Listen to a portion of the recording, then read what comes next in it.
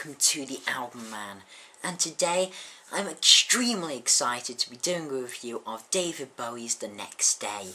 I mean, if someone had said to me at the beginning of this year that I'd be reviewing a brand new album from Bowie, I would have said that, well, they were wrong. I mean, it's been 10 years since Reality and that he ain't coming back, but he did. He came out on his birthday with the single Where Are You Now, announced that the album will be produced by Tony Visconti, who's collaborated on many of his classics, and that this album would have some of the worst album artwork I've ever seen. Yes, I do completely hate the album artwork, I have to say. But the big question though is, does this album live up to the hype, a 10-year wait, or is this Bowie's Chinese democracy?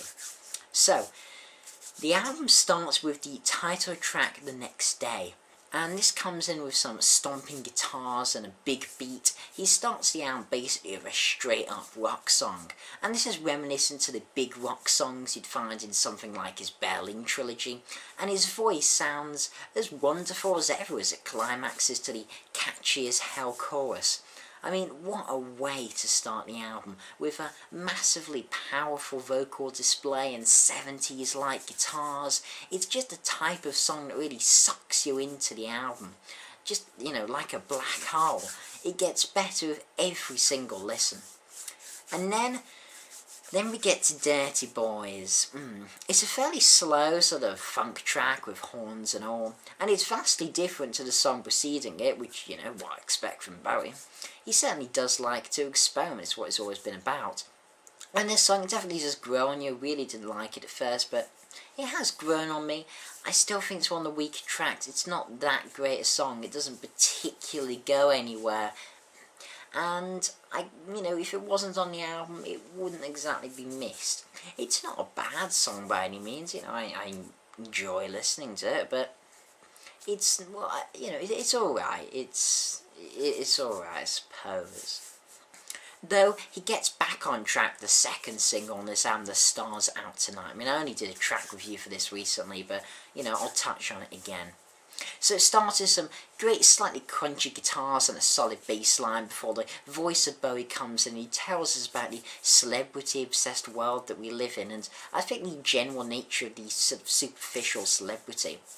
And the lyrics are really nicely written and flow perfectly, as you'd expect from Bowie, and musically the song, it seems to have a bit of a 70s Bowie tone to it, that also is definitely a bit reminiscent of Reality type stuff as well. It also has an acoustic guitar in the background, as well as dashes of keyboard sprinkled in for good measure, though Bowie's powerful voice still dominates. It really is a fantastically catchy rock song that, in my opinion, is the best thing he's done since the 70s, or certainly since Scary Monsters, which was 1980. And, I praised the song that was released, a few days ago, and I love it even more now. It's a spectacular treat for the ears and should be weighted just as much of things like Life on Mars, Starman, Heroes, Ashes to Ashes, and Space Oddity, and all of those classics. Then we get to Love Is Lost, and this is dominated by synth chords and a great bass line. This song just builds and builds to the anthemic chorus. It's quite an understated track, using some fairly simplistic melodies, but it's just the way it builds, especially towards the end as he starts harmonising over his own voice, as well as the wonderful hook this track has. It's just another delightful song. And you think after these two songs, it really can't get much better. But then we get to the single everybody knows, everybody loves, it's Where Are We Now? And this starts with a calmly played drum beat before and a lovely piano melody and some very effective delay, rich guitar strumming every so often. Then in comes the haunting voice of Bowie, who clearly on this song is playing to the maturity in his voice, as you become completely consumed by the beauty of this song. It's a song of an older man looking back. It's a very retrospective and introspective song about his life. In particular, the time when he was the thin right Duke and living in Berlin. But it's more than just a look back in time. Musically, the song builds perfectly in such a beautiful way without ever sacrificing the fact that it is a somber, melancholy ballad, or the intrinsically haunting nature that emanates from its lyrics. Bowie's voice on this song, as I said, it very much has a maturity to it, and he doesn't try and make it soar throughout the song, which really fits the tone. I think it's just he has an almost restrained quality to it. And I think this is just such a well-crafted, beautiful and lyrically clever song. It is a true masterpiece and should be treated as such. Simple as, end of story. Then we get to Valentine's Day, which covers the dark subject of a high school shooter, apparently. Okay. But to my young ears at least, it seems to have a very space oddity vibe to it. As in the album, and his, it was in the album Space Odyssey as opposed to the song. And his voice on this, it really is quite reminiscent to that era, which I love. So to me, the vocals are simply wonderful. And then there's the quite tinny sounding guitars, though it appears they are deliberate. Well, I'm, extremely sure they are, because the production on this album is fantastic. And it's just a really wonderful guitar-driven ballad, from the lovely licks to Bowie's voice and the wonderful chorus. It's just marvellous, and another of the best on the albums, especially as it reaches its finale. Then If You Can See Me, this has quite a weird vibe to it. It's certainly unique, but in a good way, with an almost unsettling, sort of a bit creepy vocal delivery by Bowie. And then there's a very high-pitched voice that harmonises with him. If you're wondering why I'm sort of laughing, it's because when I first heard this song, it reminded me of the Laughing Gnome. Now, it's not like the Laughing Gnome. Let's get this straight. It is nothing like it. It's just a high voice, even though it's quite quiet and harmonised with Bowie's voice. I mean, it sounds wonderful, but it just sort of reminded me a bit of the Laughing Gnome. I just love that song. Bowie, I'm sure you'd kill me for that, but oh wow. And, I mean, again, I really like the song. It has a very interesting experimental style to it, and he pulls it off beautifully. Yeah. Then we get to I'd Rather Be High, and this is to do with the story of a soldier from World War II. And it's driven by a buttery smooth guitar melody that is catchy in itself, let alone Bowie's voice and the almost psychedelic sounding, because yes, psychedelic. I mean, I don't know, just to me the vocal melodies, the way they're arranged, give me a sort of a late 60s psych vibe. Could just be me. Probably is, but I don't know. Hopefully I'm not the only person. I don't know, it has a bit of a space oddity, again, the album feel to it. I always thought that album has quite a bit of a psych vibe to it. I don't know, some of the songs do. Okay, anyway, this track, really great. Then we get to Boss of Me, and it scared me a bit when I sort of heard about it in preview, as it has programmed hi-hat. And it's a funkier song, but to be honest I shouldn't have panicked, because by God does this man pull this off. I have a long-standing hatred of programmed and electronic drums, but the programmed hi-hats on this, they're only present in the verse and drives the song fantastically before the song builds to its saxophony, funky chorus. It just has such a great hook. It's the way that the song, again, builds, making it so enjoyable, and the backing vocals really lift Bowie's voice in the chorus, making it soar. I mean, it's, stellar song. Then Dancing Out in Space. Not usually a philosophy of Bowie. Anything to do with space is going to be bloody wonderful. Space Oddity, bloody wonderful. Life on Mars, bloody wonderful. Dancing Out in Space, what, Starman again, bloody wonderful. Dancing Out in Space, it starts well enough with a great bass melody, some nice lead guitar over the top, and a solid beat before Bowie's voice comes in, and it certainly builds well. I just have this bit. It's after the build the problems sort of start a bit. I personally find the chorus to be a little anticlimactic. I mean, I did sort of like the jagged keyboard part of it, but I just don't find it that compelling. It's certainly the poppiest song on the album, more reminiscent of his 80s stuff, which, I've never been the biggest fan of things like Fame and Let's Dance, but it's definitely harkening more back to that. I suppose it's a bit too poppy for my taste, but if you like that 80s Bowie, you probably enjoy this song. It definitely has more of a, maybe dance vibe to it, to be honest, which personally I don't really like. I prefer him doing sort of rock, going to, more mature pop.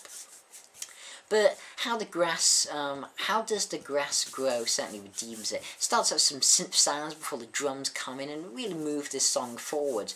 I mean, I do love the pounding keyboards as well, though, and the chorus for this song, I mean, at least lyrically it's nothing massively special, primarily because it's a yeah yeah yeah, but yet the music and especially the delivery of these almost banal sounding lyrics, just it makes them compelling. Bowie just has a way, like Dio did, of just making even the crappiest lyrics sound enchantingly beautiful and deep and all of that stuff. But even I can't think of a metaphor for yeah yeah yeah. And I actually really like this song, especially the synth and the guitar solo towards the end. Really solid song. Then You Will Set the World on Fire. Bloody how I love this. Starts with a big crunchy guitar thing, you know, just by that and the name alone, this is going to be a big anthemic rock. It is a big anthemic bloody rock song. Just what I wanted at this stage. And of course it takes off like a Concorde. It's probably the catchiest song on the album. I mean, it may just be a straight up rock song, and I've had some people criticise but say, oh, it's just a straight up rock song. Yeah, but it's such a bloody good example of a straight up rock song. The type of thing that, I don't know, I can't remember the last time something like this. It's refreshing, to be honest. If you, I mean, it almost sounds like it was recorded in a different, you know, time, effectively. If you like big rock songs with marvellous guitar solos, unbelievably catchy choruses, and, you know, it just begs to be played live, this song. It's my third favourite on the album, and if you like his 70s rock stuff, you'll love this. Really well. And then then we get to You Feel So Lonely You Could Die. This is a predominantly acoustic song and has such a good big drum sound. I love the drum sound. There's some really nice sounding drums as the song crescendos. The song starts to add cellos as it goes on, and then some perfectly played piano. But for my favourite part, certainly instrument-wise, it has to be the bass that plods along, pinning every chord, underpinning and putting emphasis on all the bits that need it. It really is fantastic bass line. And they'll howl on this song, because I've not mentioned these stunning vocals of the man himself as the song finishes its crescendo at the finale. It's a very emotional, passionate ballad that feels so human and relatable, like Where Are We Now? And the chorus, it's exceptionally, you know, the hook is exceptional, and it just feels like the perfect way to end the album. But it isn't the end. No, no, no, no. This is just the penultimate song. Heat is the final song on this epic odyssey or voyage. And all I can say is that this is Bowie. It's hardly a surprise. If you want me to elaborate, well, I will. Now, I thought the last song should finish the album. It ends in a big climax. But this song, this doesn't have a climax, no. It's a fairly somber, quite ominous feeling track. Yes, it has an ominous atmosphere to it, which I wasn't quite expecting. A bit dark. And though this song does build as more instruments are added to, help create the intense atmosphere, or Bowie's voice has a fragile, almost tender nature to it. And on first listen, to be honest, where I was just listening to casually, and it was like, why didn't it end with that, you know, that one before? This is a bit dull. But then, put my headphones on, listen to this properly, you know, fully concentrating, and yeah, it's a good track to end the album. It's not the best on the album, it's not the best in isolation, but I think of it a bit like on Pete Floyd's classic album, The Wall. The last track on that is Outside the Wall. Now if you listen to that track by itself, not hearing anything else, just, you know, say you didn't know anything else, you'd think, it's okay, but what's all the rage about? I mean, it's not the greatest song. But then you hear it in the context of the album, it just closes it perfectly with its horns, and even though it's quite quiet, it's not massively climatic, it still ends it perfectly. And maybe this isn't the best analogy ever, but this song, it's not climactic, but it just gives you time to reflect on the album, and it's, you know, it's a very different song to the other stuff on the album, but again, it's very good in its own way. I mean, maybe I'm getting caught up in the excitement and hype. Maybe I'll look back one day at this album, put it on my hi-fi and think, that's not as good as when I first heard it, or the first few times. Though, at this moment in time, I love this album. It may not be as good as the rise and fall of Ziggy Stardust, but this is one of the best albums he has ever put out, and rivals most of his catalogue. This album, in my humble opinion, is the best thing without a shadow of a doubt he's done since Scary Monsters. And I might even argue it's... I don't know, I haven't given Scary Monsters enough of a listen to properly compare it, but it's certainly the best thing he's done really since then, in my opinion. It's an absolute classic and will go down as one of the great comeback albums, though it's not perfect. I think, you know, things like Dirty Boys and Dancing Out in Space, then definitely not the strongest tracks, especially Dirty Boys being track 2, it seems a bit weird. And then Heat, as much as it's a nice way to end the album, it's not the perfect way to end the album. So, overall, I mean, it's a fantastic album. I'm going to give it, well, I gave Where Are We Now a 9 out of 10. I gave The Stars Are Out Tonight a 9 out of 10 when I did the track reviews of them. So for this album, guess what I'm going to give it? A 9 out of 10. This is my contender, my biggest contender for album of the year so far for 2013. Definitely going to put up a fight. This is a wonderful, joyous album. If you're a Bowie fan, just pick it up and check it out when it's released. If you're just a 70s rock fan, pick it up. If you're a rock fan of any type, I implore you to check out this album. You'll be missing out. This has been the Album Man. Thank you very much for watching. Can't wait to subscribe, and as usual, long live rock and roll.